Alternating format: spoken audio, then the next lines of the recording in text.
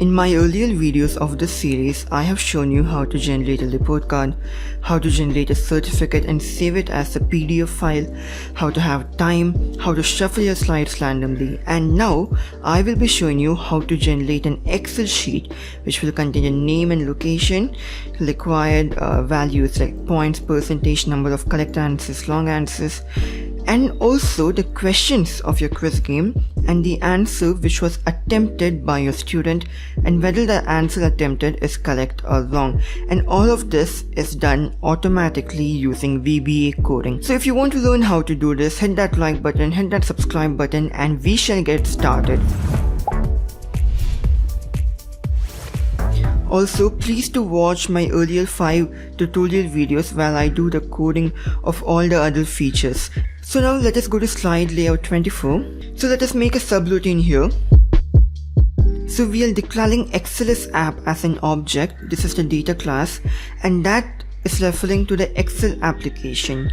Now we are making one more object called XLSWB, which is workbook, and that refers to making a new workbook. Now we have to save this workbook. We are saving our workbook, the Excel file, in activepresentation.part. That means the same place in the same folder where our PowerPoint file is saved. If you want to add your custom location, you can just replace this. Or if you want to have a location which the user chooses, you can do what we did in slide 8. We use application.file dialog to get the location and we save that in a string called location. So you can copy paste these 3 lines and change the variable name, or you can just save it in activepresentation.part. So it will be saved inside this folder which is represented by this symbol, and the name of the file will be slide11.tbname.value. tbname is the name of this text box. If I go to shape format and click on selection pane, it shows the name is tbname. And quizanalysis.xlsx, this is very important. Make sure this is the ending of your file. Now in the new worksheet which we just saved, the A1 cell will contain the text name. Now let me copy paste this to make my work easier. Now you can just copy this by pressing Ctrl C and press Ctrl V to paste it. Now instead of A1 B1, we need A2 B2 up to H2. So just select this much, press Ctrl H in your keyboard and type 1 followed with a double quote. Now replace that with 2 followed with a double quote and press replace all. Perfect. Now instead of name, we will be having slide11.tbname.value, which I can just copy paste from here. And for location, it will be tblocation.value. And for total question, I can copy paste from here tq.caption. And for correct answer, it will be ca.caption. Long answer will be wa.caption. Past questions will be pq.caption, and then points will be points.caption, and then finally percentages.caption. Remember, I saved it as percentages instead of percentage. I do not know why I did that. So yeah, it is percentages.caption. After entering all these details, we need to save and close the Excel workbook and then completely quit the application. And the end, set XLSWB and XLS app as nothing, or else it causes some bugs here and there. So it is always a good practice to make the value of these objects as nothing. So now we have collected all these data categories. We now need the questions and the answer attempted and the result, whether the answer attempted is correct or wrong. So to do all of that, we need to make a lot of arrays. In my earlier video, I have explained how an array works and how it has compartments and how each compartment can store a value. So instead of having various variables as string is a data type where you can store text. Integer is a data type where you can store number. So instead of having a first question as string, dim second question as string, dim third question as string, we can just have store question as an array which is a string. So we can store question in compartment 0, in compartment 1, in compartment 2, and that single array can store all the questions of your quiz game. So we need to declare that array publicly. So now let us declare our array. So dim store q and use your bracket open, bracket close to represent an array, and that will be a string. Do the same with store a as string. The first one, Q, refers to question, and then A refers to answer, and then finally dim R as string, which refers to result, whether the answer attempted is correct or wrong. Now let us go to subroutine initialize. Here we need to lead dim store Q with the number of compartments required. So to be on the safer side, I will declare the number of compartments required with the number of slides in our presentation. So store question, store A, store R. So active presentation.slides.count gives us 11 plus 1, that is 12 compartments. So what I will be doing is, in compartment 3, I will be storing this question. In compartment 4, I will be storing this question. In compartment 4 for answers, I will be storing the attempted answer. Our compartment 0, 1 and 2 will remain empty. So now let us make a subroutine called store question. First, we need to declare what is our current slide. Also, this current slide value will be used even in your correct subroutine and long subroutine, and not just in your store question subroutine.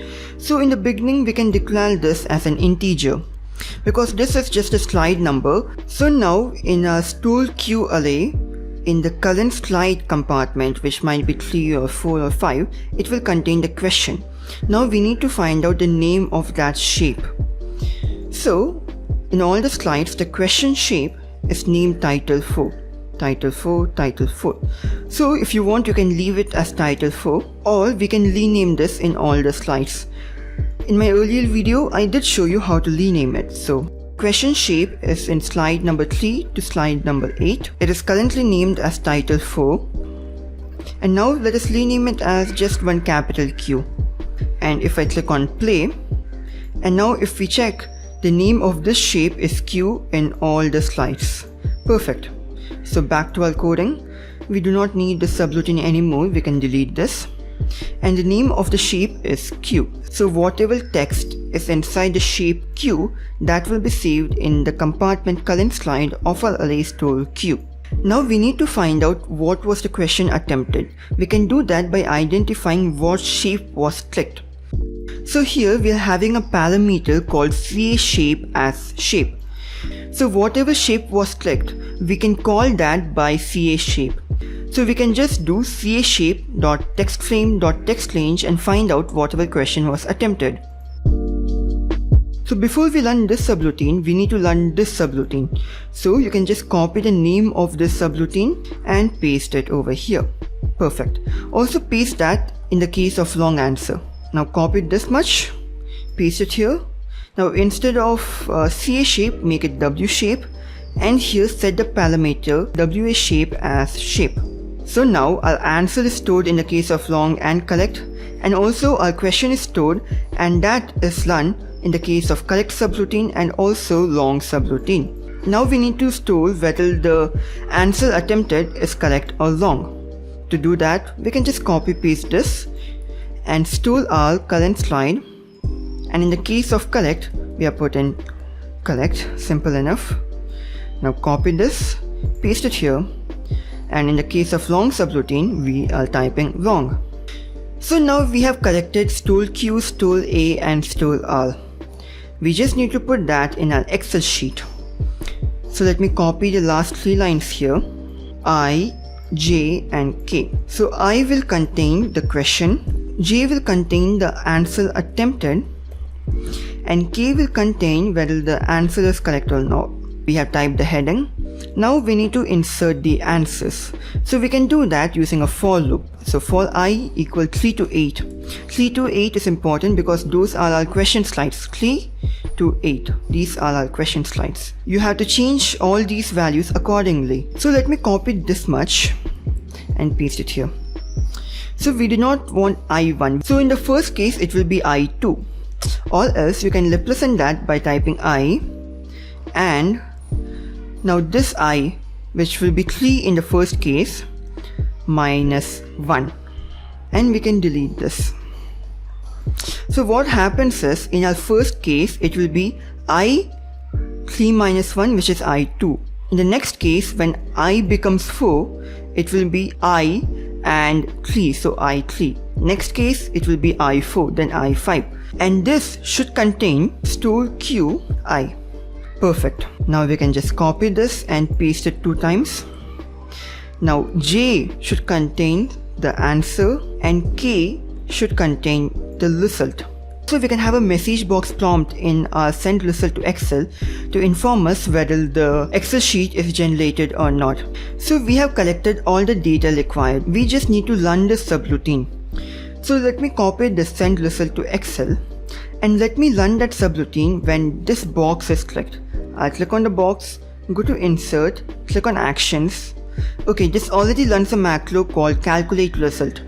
So let me go to calculate result, which is here, sub calculate result. So in sub calculate result, before we go to the next slide, let me paste the required subroutine, which is send result to Excel. We should not paste this above because tq.caption and pq.caption percentage is just calculated here, and this should be in an order. So now let me save this module and let me attempt the quiz game. Let me go to slideshow mode, click here to continue, name Bhavesh, location India, proceed. Let me get 3 questions correct. Now let me get all of this long. Now click here to view result.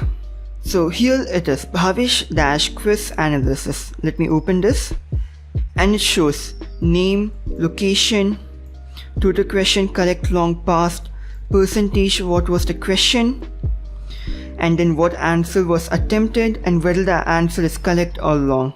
If you have any doubts, if you want to make custom templates, if you want my assistance with PowerPoints, I also do freelancing and free consultation. So just shoot me an email and I'll respond to you immediately. Hit the like button, hit the subscribe button, and if you have any doubts, please leave a comment down below. If you have suggestions, let me know. Thank you very much for watching. Have a great day.